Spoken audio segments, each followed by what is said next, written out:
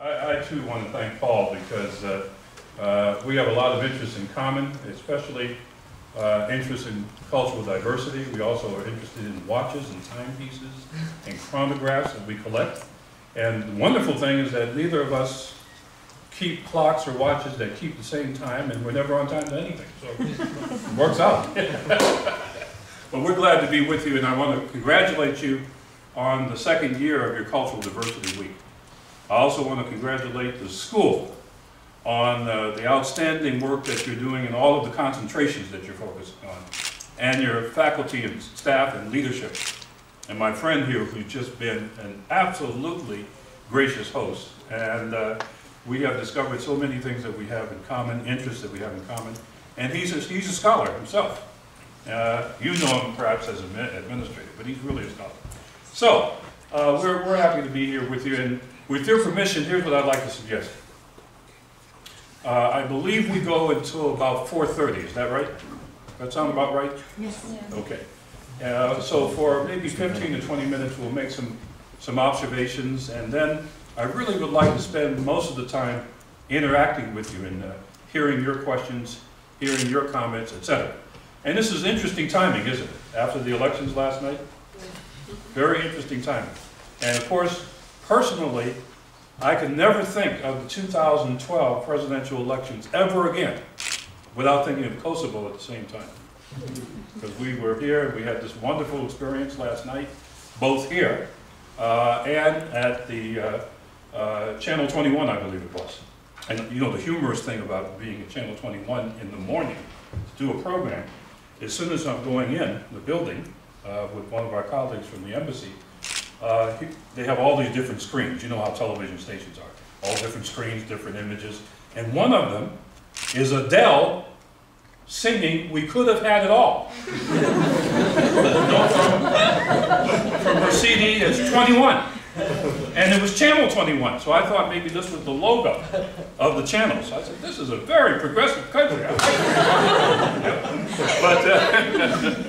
But we are very delighted. And I think the elections are a good backdrop for what we're talking about, because you saw the analyses that people were making of the election outcomes, and the popular vote and the electoral vote, and you heard the candidates.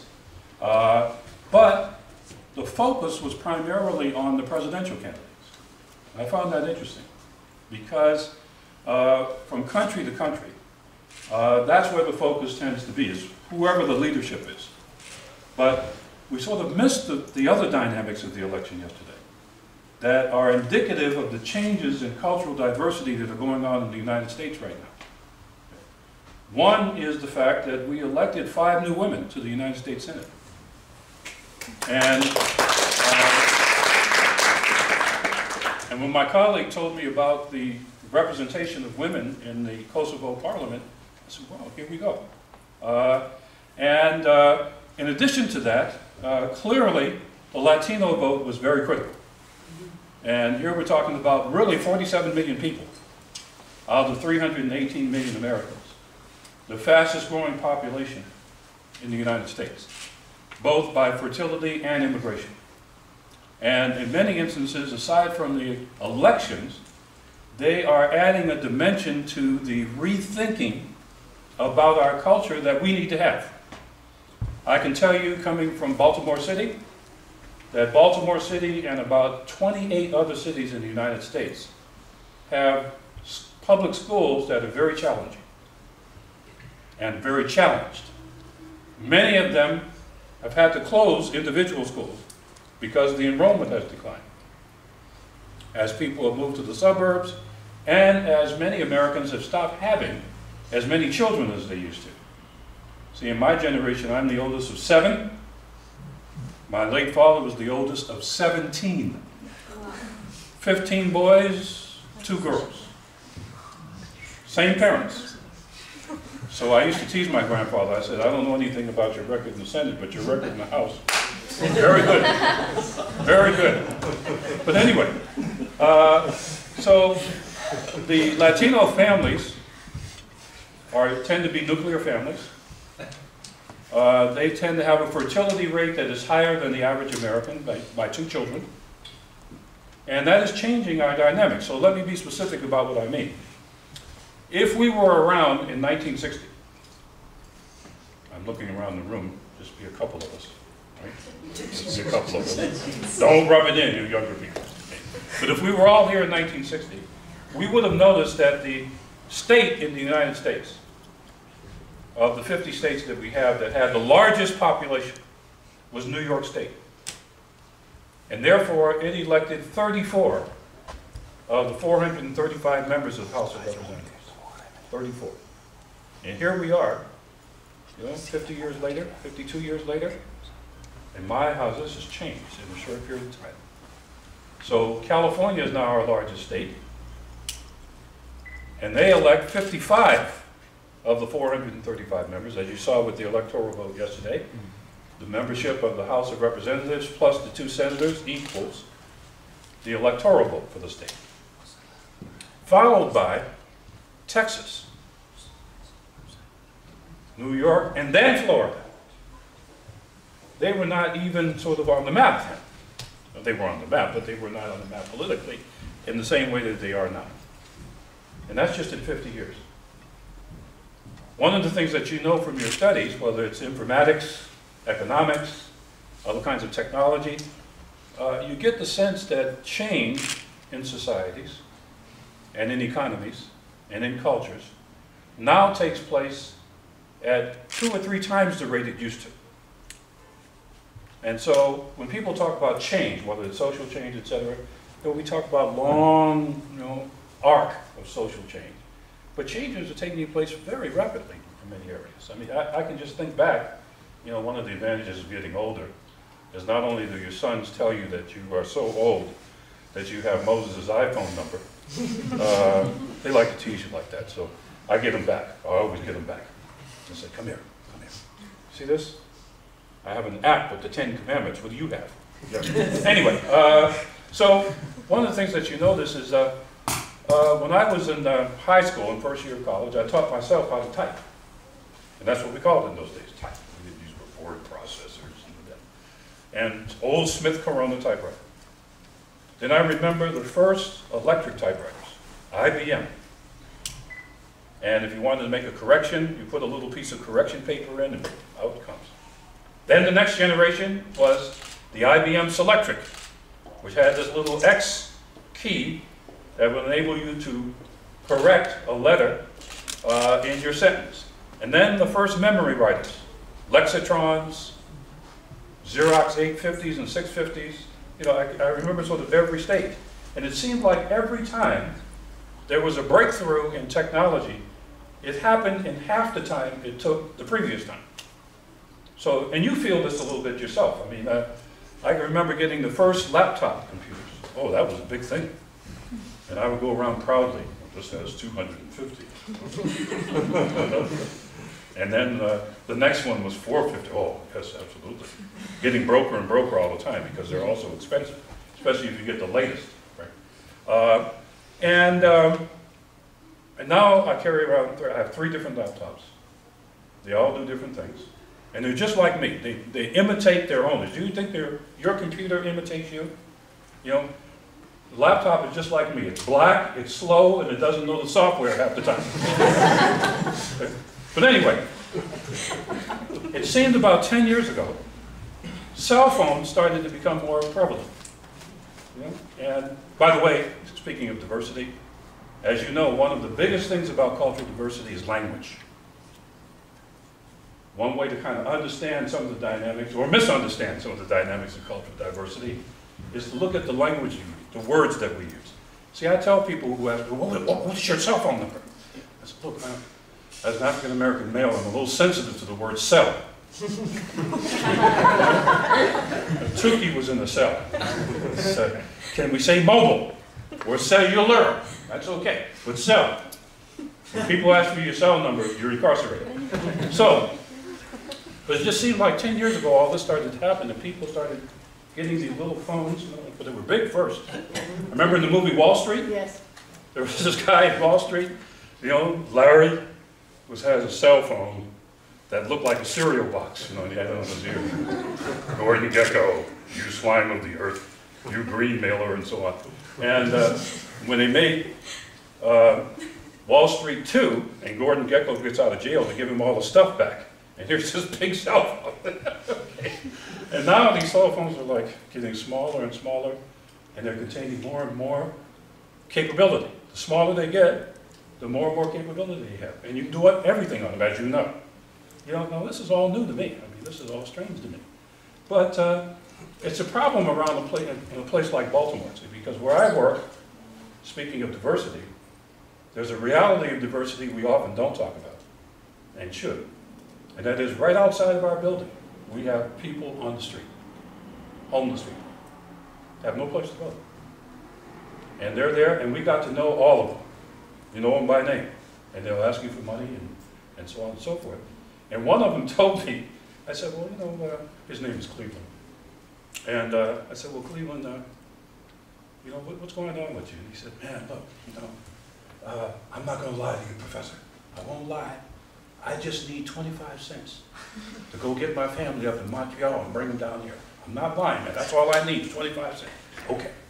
I said, well, what's going on with you? He said, well, look, when you all showed up with all these cell phones and everything, you took business away from us. I said, what do you mean I took business from you? He said, because you were talking into these Bluetooths and everything, and it looks like you were talking to somebody who wasn't there. And this is how we made money, getting sympathy from people by walking around talking to nobody. And here you come with your phones, and you just sort of change everything for it. I didn't think about it. I didn't think about the fact that those people that you see sitting on the street there also have families, or were formerly connected to families, or wish they could be reconnected with their family. They count too. And they're often very young people, not just older people. We see a lot of veterans from the war out on the street. So, now these were things that we didn't sort of come to grips with when I first started talking about cultural diversity. When we first started talking about cultural diversity, we didn't even use the word diversity. We used words like race relations, you know, or gender inequality. That's another one, I like that, gender inequality. You know? But even then, they didn't use the word gender inequality. They said equal pay for equal work. Even the words start to change. When we started to take the Latino and Hispanic population seriously, I can remember in the 1960 census, they were referred to as Spanish surname. White, Negro. I'm so glad we got rid of that. I had nightmares about that word. People coming to get me late at night. Negro, Negro, Negro. I was so glad when we changed it to black, you know. And then we went to Afro-American. And then we went to African-American. You see the language? And you know, Barack Obama is a true, biologically defined African-American. I wasn't born in Africa, but I identify myself as an African-American. Language, categories, terms, definitions. Good for organizing at first, the first stage of cultural diversity, which is recognition. Not good for going to the next stage of cultural diversity, which is relationship. Why? Because that nice category I use to understand Paul may not be the category Paul uses to describe himself. I thought I was doing a nice thing the first time I went to the Navajo reservation, Indian reservation. The minute I used the word Indian, I was virtually assaulted. We're not Indians. We are not from India. We have traditional names for ourselves. Navajo was a derogatory name the Spanish called us. Indian was a name that a fellow that didn't know where he was going, didn't know he hadn't arrived there, and misnamed all the people called us. And so, you know, I began to learn that one of the first stages of the relationship in cultural diversity, however you establish it, after recognition, when you go to relationship, is how would you describe yourself? Who do you think you are? I don't mean derogatory. Who do you think you are? No, I mean, because now when people begin to talk about themselves, they take on a whole new dynamic, don't they? You know how it is when you talk to them, especially if you're interested in the other person. Oh, back in my dating days, it's so long ago, I can't remember. But, you know, when you first went out on your first date, you know, this is get acquainted time. You know, you would tell all these stories about yourself and your family. Only a third of them were true, but it sounded nice at the first date. But this was all on the way to establishing a relationship. So one of the dynamics of cultural diversity is relationship building, management, and maintenance. Yes, maintenance. You know what happens if you don't maintain this building, right? Things happen to you. You disappear while being in the WC. Somebody missed something in the plumbing. And really, when I was a little boy in San Francisco and New Orleans, as the oldest of 7, I was evil. An evil child. Possessed. And my mother said that. Anybody the oldest child in your family? Oldest child? You know what I mean. You have at first all this attention. You know, you're the experiment. We haven't had anything like a child before, so you're the first one, and you're getting a lot of attention. And here comes the next sibling, my sister. She took away a lot of attention, and she was cute. She had long little ponytail, and she walked on her feet like little girls. And I said, this is not good. And so one day I'm in the bathroom. See, in my generation, we didn't have video games, Sega Genesis, Xbox, Wii's, and all of that. We didn't have that. What you had if you were a bad little kid like me was the toilet. The toilet had everything you wanted as a little kid. Noise, action, mystery. You put an overcoat in and you come back 3 days later. Anything you wanted. So I'm in there flushing things down the toilet, being bad. And here she comes. What you doing? I'm flushing things down the toilet, dummy. Well, where do things go when they go down the toilet? They go all over the city. Would you like to see the city? That's it, really happened. I was standing in the commode, right? I put Vaseline on her body, so it wouldn't be so hard for her to get through the pipe. And just as I was about to hit the knob, do your parents, when you were little, have this skill? The parents, my father arrived without me seeing him. The parents do this. What are you doing? And Bill Cosby's right. The kid gives you an equally intelligent answer. I don't know.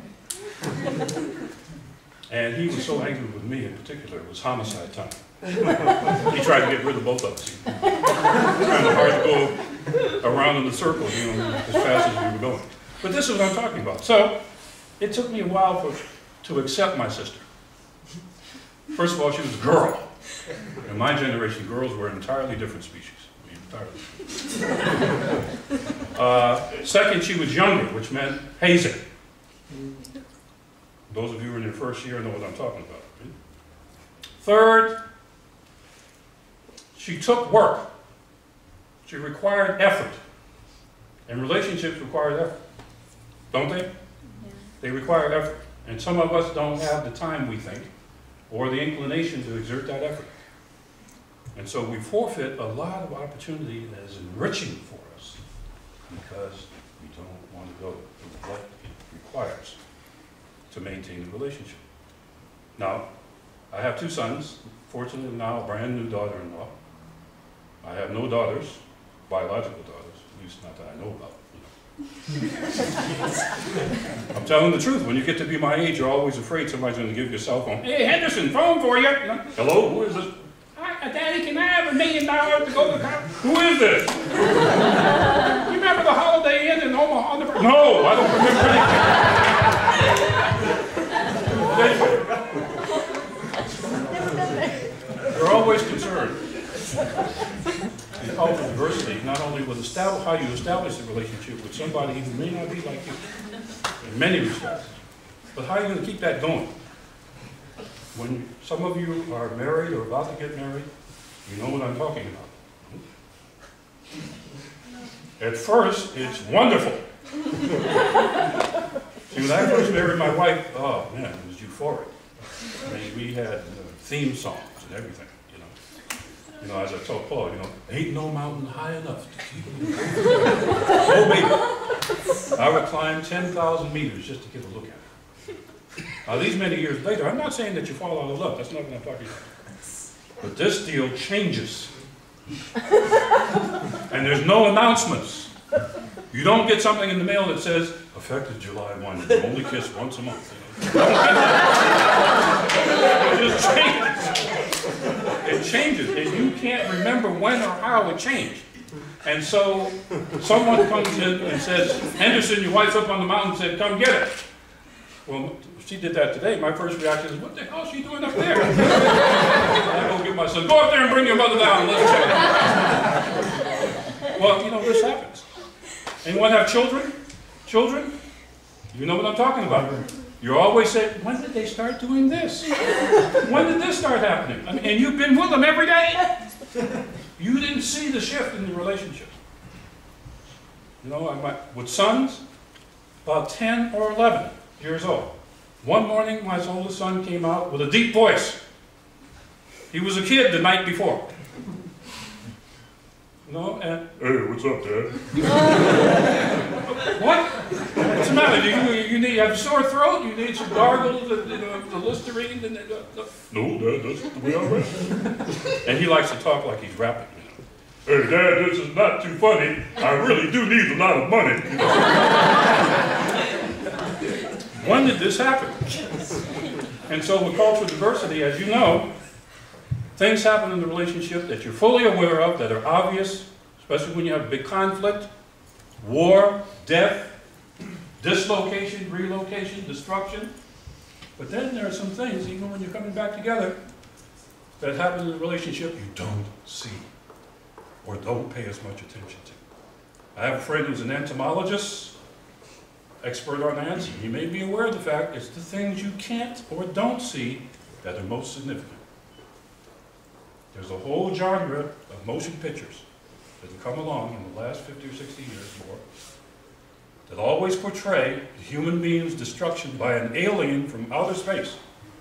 You know, the alien always dislikes us, except for E.T. and Close Encounters. Those are the only two exceptions. But see, they went to A.U.K, so they have education. So. But usually the monster is coming to get us, to exterminate us, like World of Worlds, Independence Day, where the guy says, this is not an execution, this is an extermination. They want to get rid of us. But there's the reverse of that. Our biggest enemies, really, are right inside our bodies. Viruses and bacteria.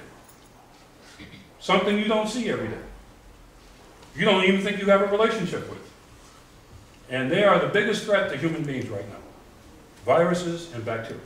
Even more than meteorites, in terms of statistical probability, it's more likely you will die from some virus or bacterial infection than a meteor, an asteroid, or something external.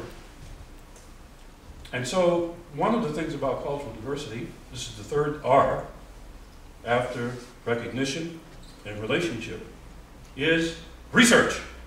I don't mean the kind of big fancy research we talk about in university. I mean making the effort to learn about each other. And many of you do that by asking questions instead of making statements. You know you sort of moved into a level of sophistication in cultural diversity when you stop saying, those people are like this statement, versus, why did you do it that way, as opposed to this way? You know, in part of our Creole culture in New Orleans, where I'm from, we celebrate birthdays for 30 days. The theory is you're not born for just one day, so why celebrate your birthday for just one day? But practically it also gives trifling friends 29 more days to get the gifts in, too. So we've got practical dimensions. But people ask me, well, why do you do that? And I'm always happy to go into the explanation. But if they had come at me and said, you must be crazy to do that. Or what's wrong with you doing that? Or what's wrong with those people that they pray 5 times a day? Or what's wrong with those people that they have all those statues in their place of worship instead of the main God? What's going on in the minds of those folks, you know, that wear clothes like that? You know, where you can see everything or you can't see anything. What is going on with it? Well, part of the cultural diversity, part of the adventure of cultural diversity is discovery through review and research. And you can't do it by yourself. It involves the other people that you're interested in. And you'll say, well, look, Henderson, let's be practical. I've got work to do during the day. I've got exams to worry about now, papers. You know, this is that time of the year. You know, I don't have time to go out and research a bunch of people I don't really like that much anyway. What's the practical advantage of doing that? Well, you never know. You'll never know when you're in a situation that will require collaboration and co-capacity building with that person or that group. You just never know. One constant in human experience is non-constants. Anything can happen at any time for no particularly good reason. And life dishes out at us sometimes what I like to refer to as a wild card. No one saw it coming, and yet it's making a profound impact on all of us. 5 years ago, when I was appalled in Zimbabwe, we did not see Barack Obama coming. We say, oh, it's a bright young man. Yeah, we're a black U.S. Senator. Great. Chicago. It's got to be a gangster. He's from Chicago. You know, stereotypes. We didn't see him coming. And yet, he's changed the landscape of American politics, much as women have. Now, it turns out, for those of you who like politics and government and so on, that we have in the United States, of course, 50 states, more than 3,300 counties, about 20,000 municipalities. Municipalities like, you know, Krishna. But the level of government that's growing the fastest is the one that people know least about. And these are what we call special districts. These are little local governments that only do one thing. And there are 38,000 of them now. Sewer districts, water and sanitation districts, mass transit districts, etc. All over the United States. Some of them have been around for a while, but some of them have grown as our suburbs have grown. Because, you know, when you move out of the central city into the suburb, there may be certain services that the suburb doesn't provide you to your home that you were used to when you were back in the central city. And Americans are very tax conscious. They don't like to pay taxes.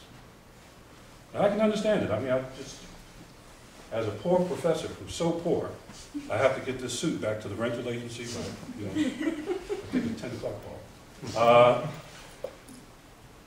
I pay income taxes at the national level every year, and out of every paycheck.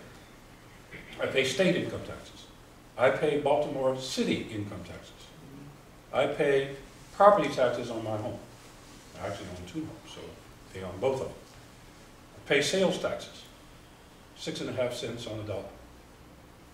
I pay real estate transfer taxes if I buy or sell property.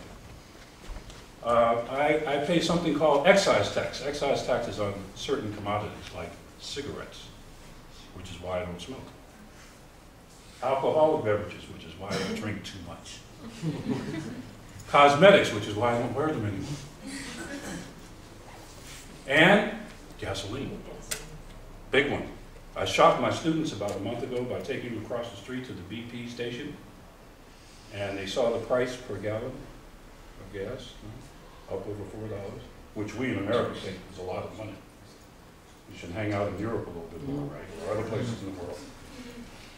And they were shocked to find out that every gallon of gasoline that they buy, or a liter in certain stations, 78 cents of that price is federal, state, and local excise tax. So by the time it's all done, I've spent 38 to 40% of my income every year on taxes. So America is very sensitive to taxes. My family, Paul, about 20 years ago tried to get me to run for public office. I said no, primarily because I love my privacy. When you run for public office, that's the end of your privacy. You can't do all the bad things you like to do in secret, because there's no secret. When they see you in the mall, they'll come up and insult you, or they'll congratulate and hug you. Well, this actually happened to me in the Dallas Fort Worth airport one time. I was on my way to Albuquerque, New Mexico, minding my own business, and you got to transfer planes, and these two elderly white women came rushing up to me. I mean, these real thick glasses on, and they came rushing, and they're kissing and hugging me and so on. That's, you know, I said to myself, what is going on? I mean, I kind of like that, but not at this age. You know? Now they're our ages. And, you know, they're hugging and kissing. Jesse, we voted for you in 1992. Actually happened. So, you know, stereotypes can be a bad thing. You know? But anyway, the point I want to make here is that today, we have more and more people in the United States who are interested in running for office, serving as elected officials. We have more and more elected offices than ever. 514,000. We only focused on one last night. 514,000 elected offices. And one of the things that's happening to us behind the scenes, mostly at the local level and the state level, because I think there are dynamics of cultural diversity that happen first locally. There are others that happen maybe nationally, but they usually happen first locally. Is a revolution is taking place in cultural diversity on the ground of American politics right before our eyes, and we're not completely recognizing it. 40 years ago, we had, of the 500,000 elected officials we only had about 21,000 of those elected officials held by women. According to Rutgers University, the Equalton Institute, and the Center on Women and Political Participation, we now have 87,000 female elected officials. I would have never imagined, not only an African-American president, but us getting to a point now where we're approaching maybe 20, 22, 23 female members of the Senate. 47 female members of the House. All that started, by the way, at the local level of government, because many of them were active either as citizens or as elected officials at the local level before they ever got into races for the House of Representatives or the Senate. We now have 12,000 African-American elected officials, mostly local, mostly local. We have about 6,800 Latino American elected officials, mostly local. And so the revolution is taking place at those levels, and it begins to sort of move up to the national level.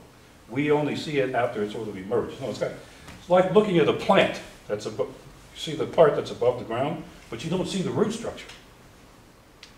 And you're suddenly saying, well, thank goodness, because it's maybe not as pretty as what I see above, but just as important. So, one of the great things in being at a university, you can particularly appreciate this. Once you do the recognition that cultural diversity is important, and you do, you know, the relationship building, the adventure for me is actually the research part. Coming to know about these people. And because I find in the process I come to know more deeply about myself. I could never know that particular department or dimension of myself without the other. When I got married, my mother was so happy about my wife-to-be. She said, in her Creole accent, said, oh, shit, I like this girl. She can finish raising you. And that's been about what's happened. There are things about myself I did not know until I got married. There'll be some things about yourself you won't know until you encounter that Serbian person, that Kosovar, that Roman, that Egyptian, that American, whoever it is. You won't know until you meet that part of yourself that you would probably like to know in the end. So, the next thing, after the recognition and the, you know, the research and all of that, the next R is review. And what I mean by that is, Don't be satisfied once you think you know it, once you think you got it. See, among the 1,000 things I like about Paul and your professor over here, A.U.K, they never stop learning. They say it's not enough to just sort of master the fundamentals of Albanian. This takes me to the next chapter. Because when you stop doing that, you know, as we say in environmental science, you have just made the ecology non-sustainable. Cultural diversity is a sustainable enterprise. I am predicting that in a few years, we won't even use the word cultural diversity. We'll find another handle for it. We'll find another label for it, just as diversity replaced some of the terms we used to use. And we won't know what they're talking about if we haven't kept up. So, one of the things I like about working with the children we work with, little kids in our neighborhood who are 7 to 11, they're always teaching you things. They sort of bring you into a different, they keep you up with everything too. They really do. You know, I said, who's your favorite classical music composer? Neo. Got it. Okay, I got to go look him up, you know. And then someone told me about Rita Ora. I got to go look that up, you know, because I'm not going to be, I won't understand Jay-Z and Beyonce well enough until I get to Rita Ora, see. And then once I get her, then I've got to understand sort of what she's connected to and the network, and then I keep on. And this is wonderful, because each installment, as you're discovering with your courses, makes you a different, stronger person. It's the benign version of becoming the Incredible Hulk.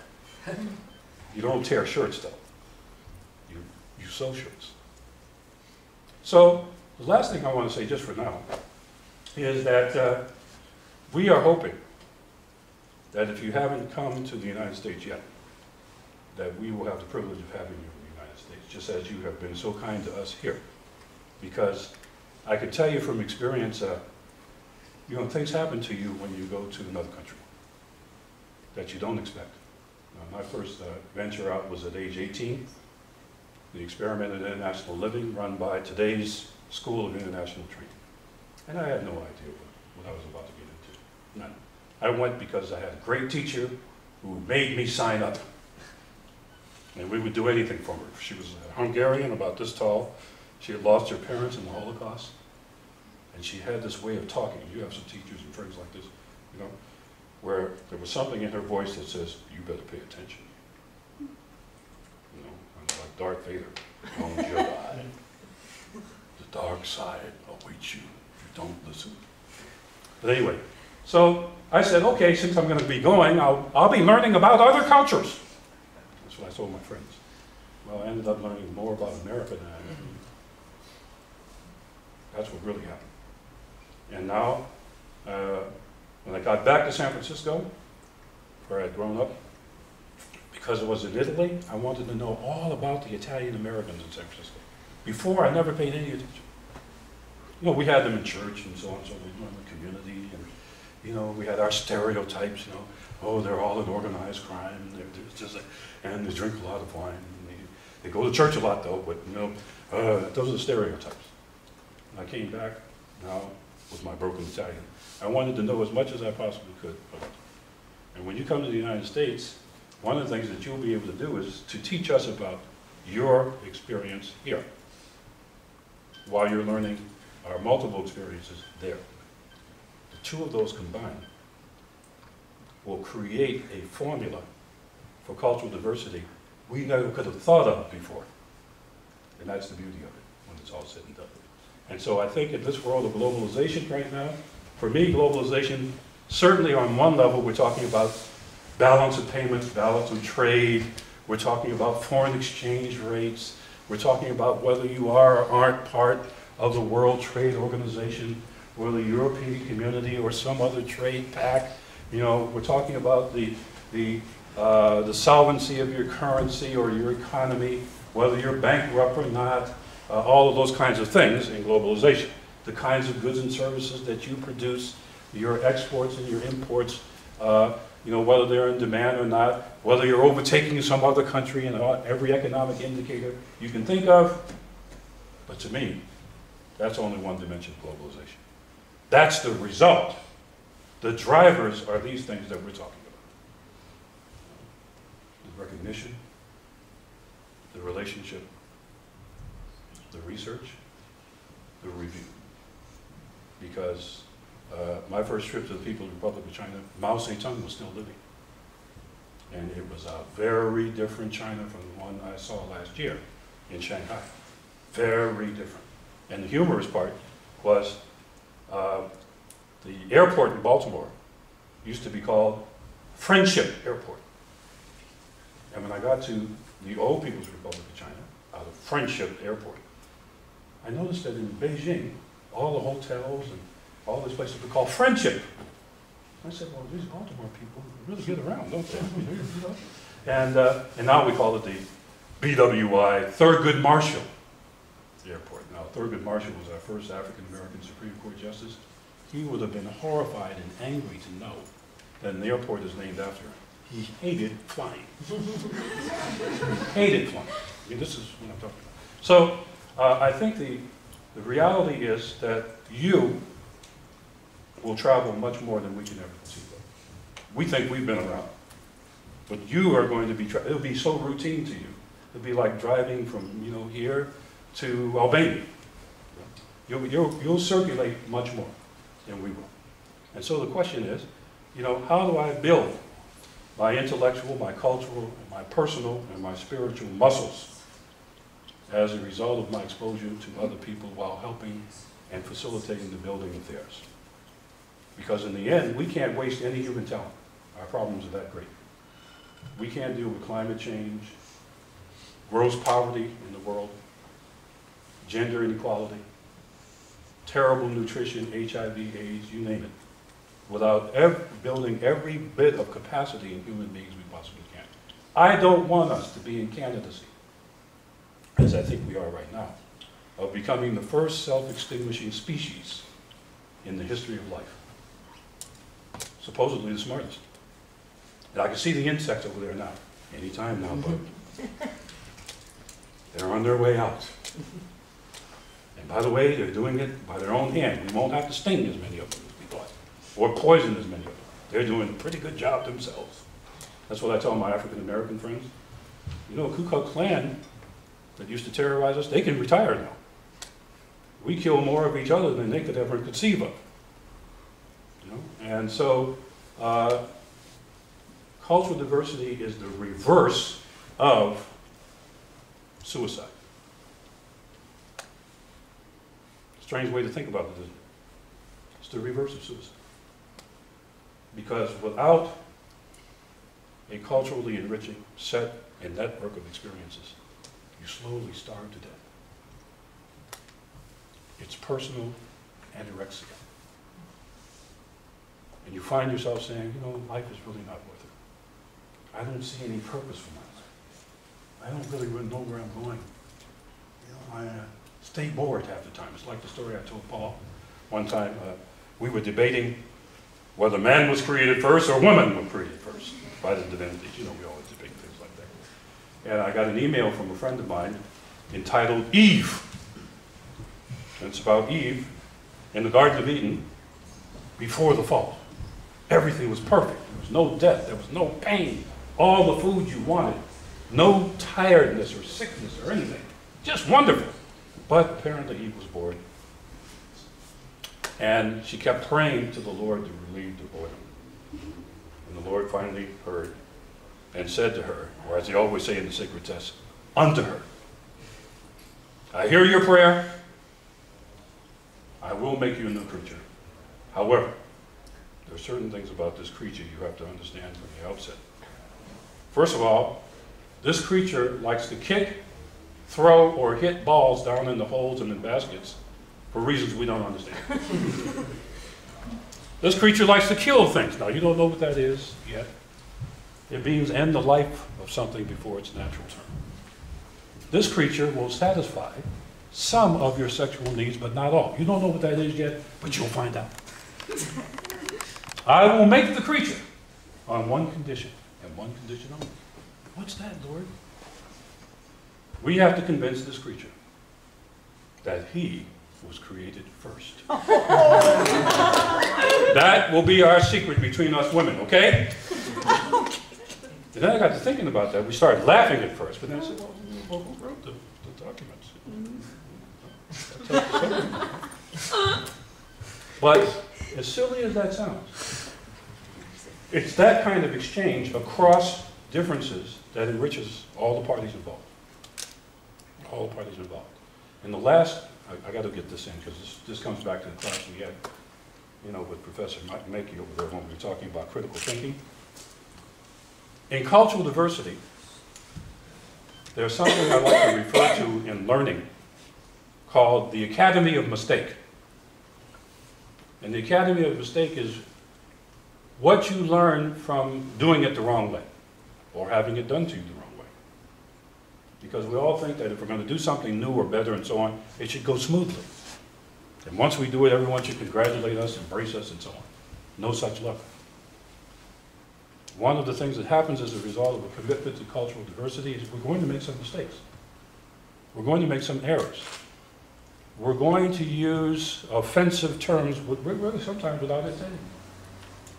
You know? We're going to trip over things.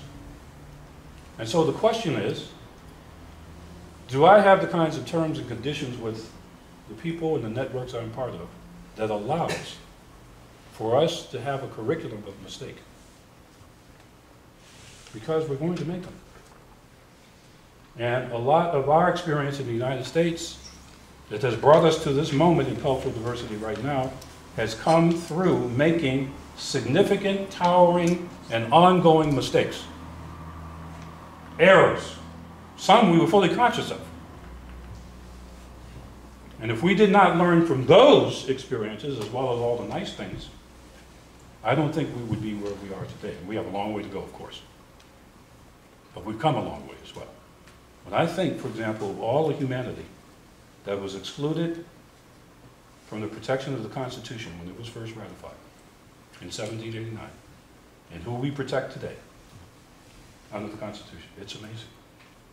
But we learned that by virtually killing ourselves, having a civil war, tearing the country apart, going through slavery, subjugating women, alienating Native Americans, stepping over just about every category of difference you can imagine. And we learned the hard way what the cost of that is in human terms. We certainly have learned it internationally. All the atrocities that we've been through. So part of the commitment to cultural diversity involves a commitment to embrace and understand and learn from a mistake. Because I find that graduates from the Academy of Mistake retain their lessons much longer than graduates of the Academy of Going Through Smoothly. And it's important because one of the things your professors have in common is that they work with your mistakes in the overall learning enterprise. If they didn't, you would have left the school a long time ago, not under your own power. So, I want to thank you just for the chance to make those observations. I don't know, we have maybe 15 to 20 more minutes, is that right? And I'd like to ask for your comments and your questions, and thank you for listening, especially after a long night last night you went through. You know, you won't believe this. This is an experiment you're seeing right in front of me, right in front of you, and that is, I have not gone to bed yet. As a political scientist, I have to watch everything that happened with the elections, all the coverage, all the lame commentators. You know, some of them I don't know. I think they've been drinking too. You know, so I've yet to go to sleep yet. So I'm sure you're going to ask me questions or make comments that will keep me awake. Thank you very much. I appreciate it.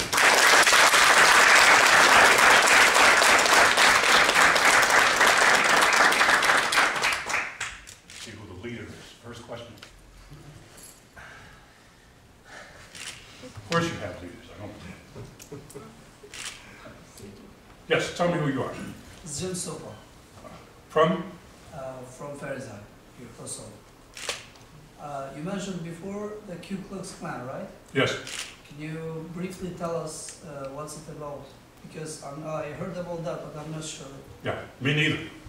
But it's my understanding the Ku Klux Klan was a group that emerged in the late 19th century after the Civil War, which was fought over slavery and states' rights.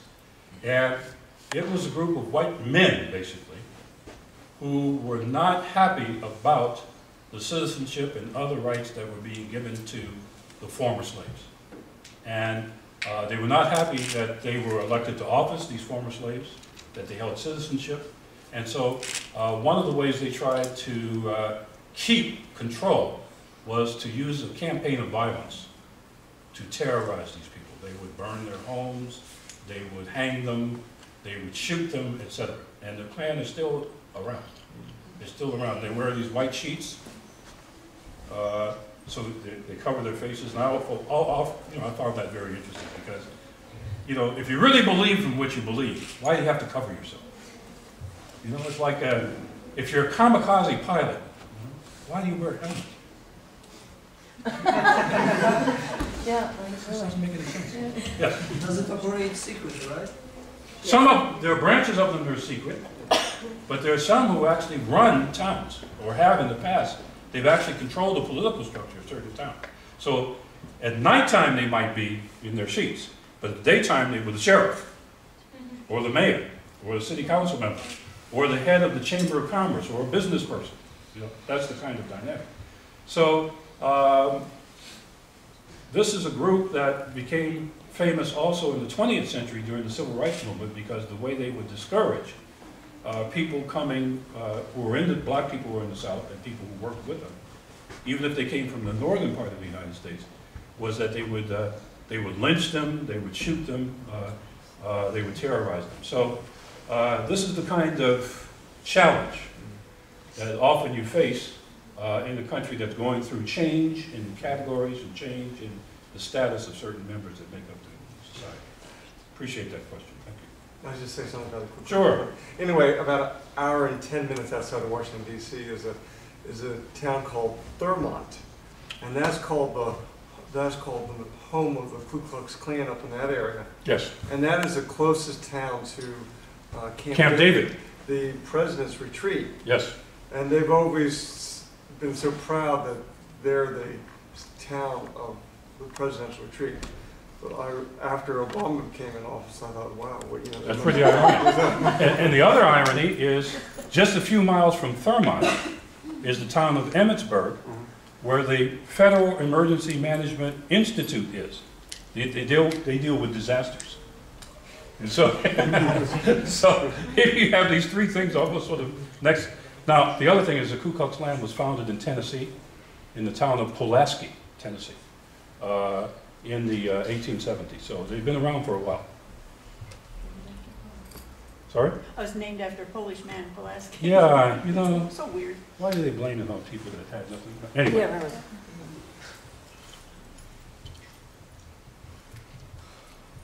Whoa, you really wore them out at the party yesterday. Yes. I Tell me just- who you are. Julie Norgard, I teach here. Oh, good. Which subject? History. Fantastic. Specialty in history? Well, my specialty is Central European, but I also teach military history, which Oh, cool. my cadets. I have some books for you. I'd love to have it. I think I'm right that Maryland is one of the states that made same-sex marriages legal Last night. last night. Do you see that as the new wave? Is that going to travel, or? I think that's a kind of new legal wave. It's been present in many dynamics for a long time. And I think it's a good question because it says two other things about diversity we haven't mentioned today, so thank you for raising it. One is sexual orientation now is an area of cultural, we call it cultural diversity, that we are learning about and trying to manage in the United States. But the other thing that makes the question important is, what do you do if you meet individuals or groups that have two or more characteristics that you might otherwise call diverse?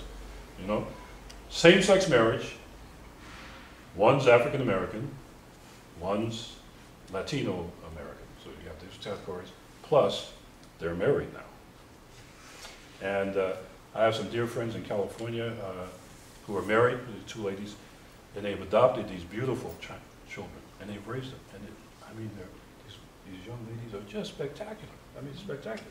So it's the question of what do you do not only with globalization and diversity, but multidimensional diversity.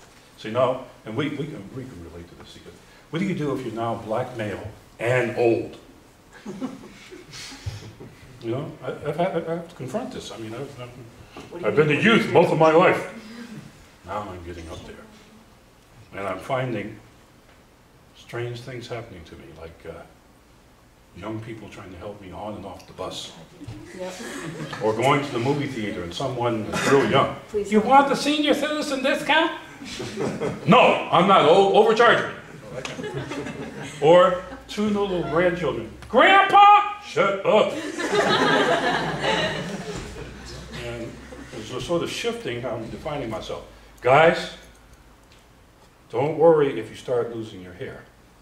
They put you in a different category, all right. But don't presume that you know what the woman is going to like or not like. See, I made that mistake. I tell you, it's the wrong thing to do. Furthermore, friendly advice, if you have the best lady, or if the lady has the best man, don't ask the dumb questions. Like, of all the people you could have had, why did you marry me? Don't. My wife got me on that one. She said, well, I'll tell you the truth. My minor in school was veterinary science. You made a cool animal, you know. Never asked me. Lenneal, maybe you could talk to people about mobility in the United States and about how people maybe might move from one state to another because of laws and what they're comfortable with. Thank you for raising that, because if there's anything that I hear around the world when people talk about the United States is, they say, you guys sure move around a lot. I mean, you really do move around a lot. And part of the name of our historical game has been mobility, really. We moved from rural to urban, from urban to suburban, from one state to another, etc. And I can tell you that sometimes, well, we moved from New Orleans when I was a child to San Francisco because my mother and father did not believe, because of racial segregation, there was enough opportunity in New Orleans for their children. So they moved across state line, 1,600 miles away to San Francisco. Knew no one. Had to learn that new place. And both of them went to school there. And they said, once we got there, we lived in what we call housing projects, subsidized housing, because we couldn't afford to buy a house. So 6 years later, we moved again, finally getting enough money to buy a house. I have moved 11 times in my life. You will move many more times to pursue educational opportunity, an employment opportunity, or a personal opportunity. I moved one time because the lady I loved lived in a different place than I was at the University of Tennessee, she was in Baltimore. Guess who got to come home? And we are, of course, dealing with another dimension of mobility, and that's, of course, immigration. And the movement of people across all kinds of boundaries, city boundaries, county boundaries, state boundaries, regional boundaries.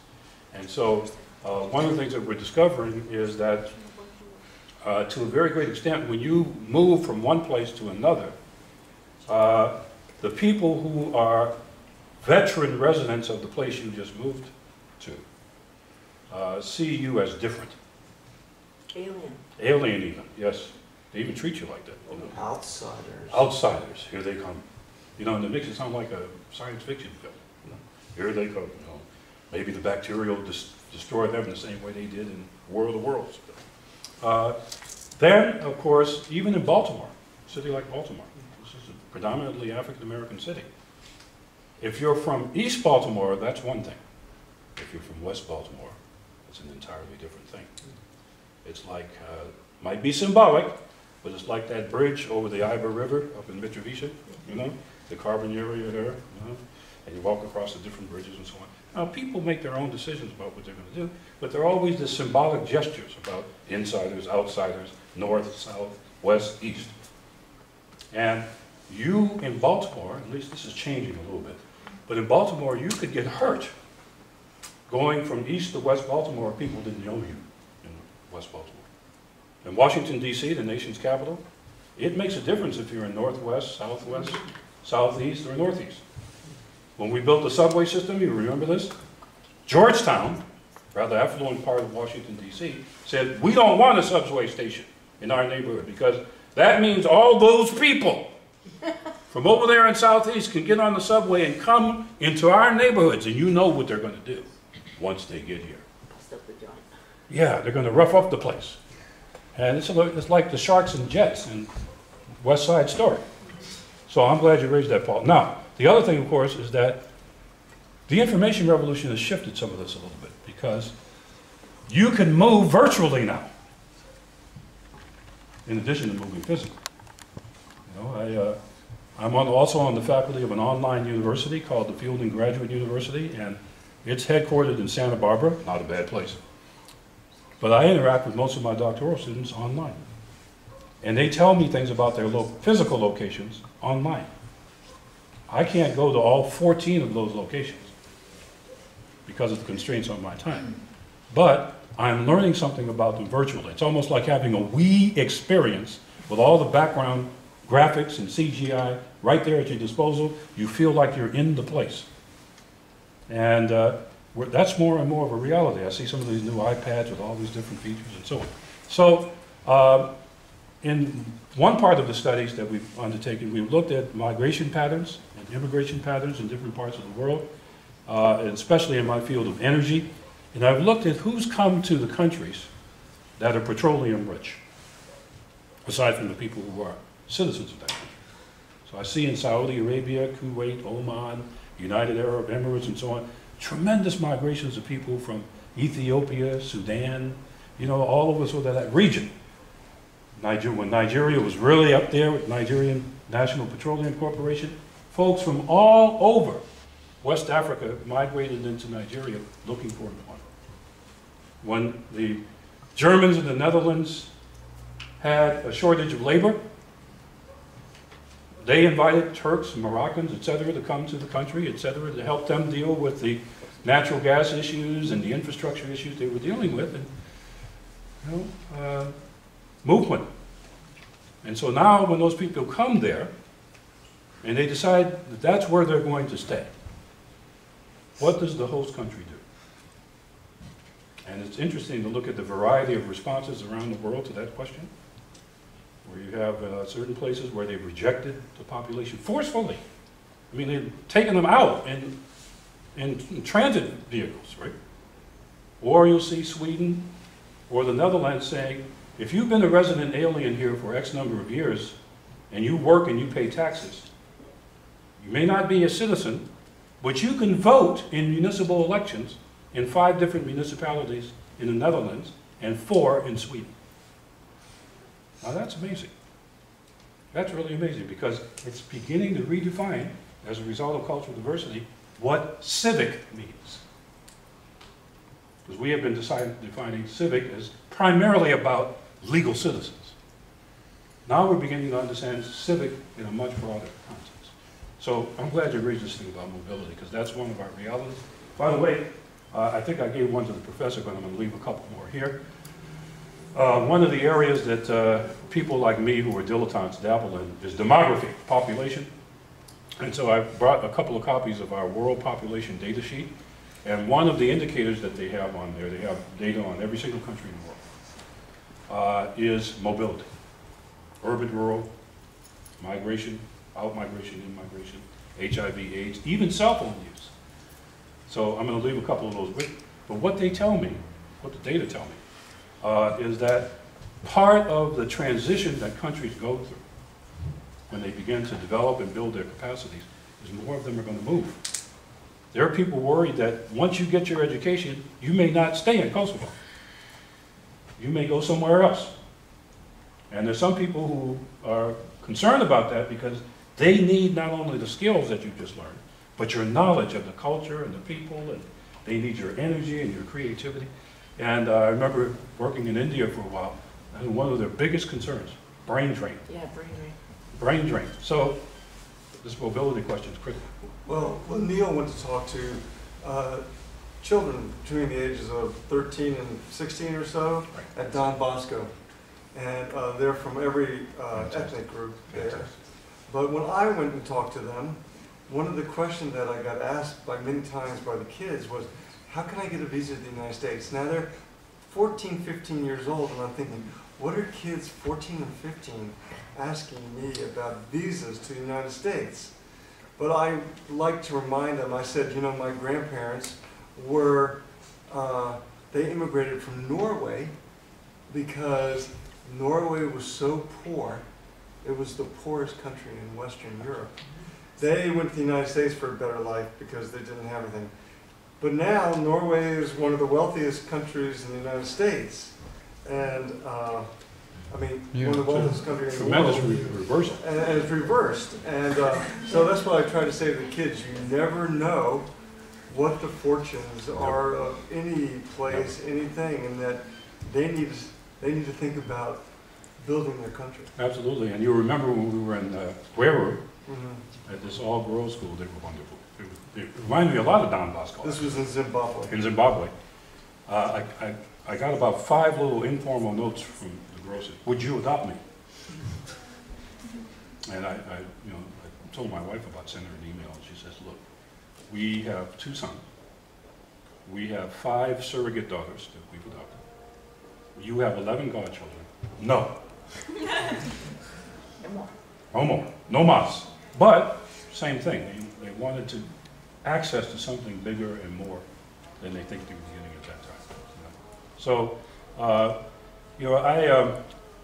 if you're a person that doesn't like boredom, wants to have a little adventure in life, this is your business. And yes, it has all of the risks that are involved in doing anything new and exploring and venturing into anything that you haven't been into before. But it's worth it in the end, I assure you. It really is. And, this is when you start talking like an old person. When I was your age, I can't even remember when I was your age. So I even used that phrase. But anyway, it was a big deal to go out of the neighborhood, let alone out of the country. Yeah. And so, the door is wide open. Going out of the state was a big deal for them. Going out of the States, that was a real big deal. And I told a story to our critical thinking class, actually true story. When I won the scholarship in high school to go to Italy, it covered everything except the airfare from San Francisco to Newport News, because we were going by boat. My mother and father, your father and father probably like to say, I don't care, you're going. And the day after I graduated from high school, they took me to the bus station in San Francisco, and they put me on the bus bound for Newport News, Virginia, 2,715 miles away. 4 days it took to get there. That was an adventure. They sent sandwiches. They didn't even give me sandwiches, they gave me like $12. I had to figure out what to do after that. And then we had to take 10 days of conversational Italian, and we took it at a black university, Hampton University. So you can imagine that Italian accent. Buonasera, brother! And then we got on the boat in Newport News, Virginia, and took the boat to Genoa, Italy. That took 2 weeks. A wonderful experience. And we're all saying to ourselves, these other high school students that come from other parts of the country, they were part of the cultural diversity for me too. Wow! When we get to our first place, it's going to be so exciting because the first place we encountered that said Europe was the Azore Islands. So we went bounding down the gauge like, oh, we're going to Europe, hey, oh. And cobblestone streets, kind of like I saw in the prison today. And old buildings. And the first thing we saw in the window was Kellogg's cornflakes. You mean to tell me we came all this way, and this is all we discovered? Kellogg cornflakes in somebody else's window. But, and then we went on to, through the Straits of Gibraltar, past Sardinia, into Genoa. And the first thing that struck me about Genoa was, wow, this is a port just like the port I grew up in San Francisco and New Orleans. And then the other thing, having grown up in the Catholic Church, the other thing I noticed right away, at 18, guys would notice this, well, there were certain ladies, let's say they were entrepreneurs. Okay? They were near the boat. Hi! In Italian, of course, Buongiorno. Buenos Aires, indeed. Yeah, it would be a bonus era if we took advantage of it. But, you know, all these kinds of little things. And then, of course, every time that we had an experience like that, one habit that I had that I've kept all this time, you can do it on iPad now, is keep a record. Keep a journal. I didn't realize how important this was until much later. Started doing it about 18, 19. And I go back and I look at some of the things I was noting as important, or saying, or writing down. I'm saying, oh, you were really immature back then. Or, that was an astute observation for somebody who's 17 or 18. But keep a record, because so much will happen that's so rich. If we don't have a way of keeping an archive, we lose some of the richness. And we may need to have that richness to pass to the next person. That's why I'm urging Paul and other people, let someone do your oral history. If you don't write your own memoirs or your own story, let somebody do it, because it will enrich somebody else. You know, and sometimes we don't think, well, who want to know about me? Jeez. I don't even want to know about me. But you'll be surprised at how much is enriched. And so my sons, when they were little, I was a parent that had the first kid at 31, so kind of late. This is when you burn out. And now I don't have any other energy, so I can go have a kid. My sons would say, trying to impress their dad, "Daddy, I want to be just like you when I grow up." And I said, no. No, that's not your job. Your job is to be things and to become things I can't even imagine.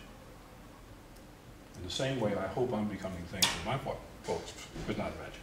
That's your job. And I assure you that the things that you're going to be doing, you can't even imagine them now. When you came out of secondary school, who would have written this script of this life that you've lived so far? And this is only chapter 1. So that's the exciting thing. And so when we have an opportunity to meet, our colleagues like you, and meet your staff and our colleagues in the embassy and so on, I can't tell you the level of excitement it is. No matter how tired you are, your energy just sort of renews.